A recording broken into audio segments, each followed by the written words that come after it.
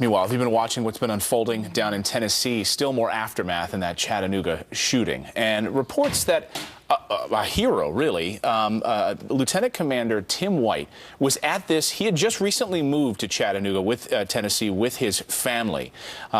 He's a commander. There he is. He apparently, we now learned, and he confirmed to the Knoxville Free Press over the weekend, had pulled out his firearm to stop Abdul Aziz, who fired on 5 Marines and 1 sailor and tragically killed them.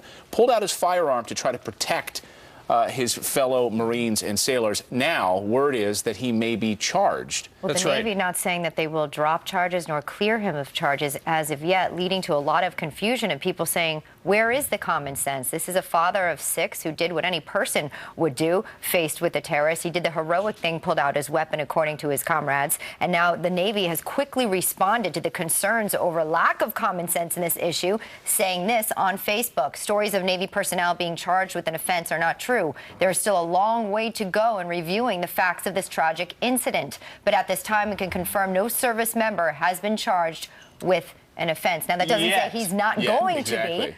Well, no, what it just said right there, they're reviewing it. What is there to review? Here is a guy, and Clayton, you're right, he's a hero. He was trying to fight off a Muslim terrorist, this Abdul Aziz guy, who was shooting up the place and killed 5 people. This is one of the problems with these gun-free zones. If nobody has guns there, except some guy who gets in, next thing you know, something like this would happen. And so this guy was actually trying to save lives. He took out a terrorist. Well, the Pentagon and that's right now. a problem. The Pentagon is actually reviewing this case right now and the policy overall. So the Pentagon's reviewing the policy on whether these, soft stations can actually have our military members armed in order to defend themselves. So if that is the case, then why would they still be contemplating whether this man should be charged as a person in our military who defended his own? He walked in there with a handgun and an assault rifle.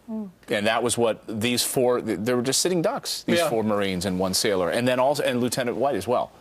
Apparently, he could be charged with illegally discharging a firearm on federal property. That would be the charge. The problem is with these gun-free zones in our military installations, don't we trust these men and women with guns?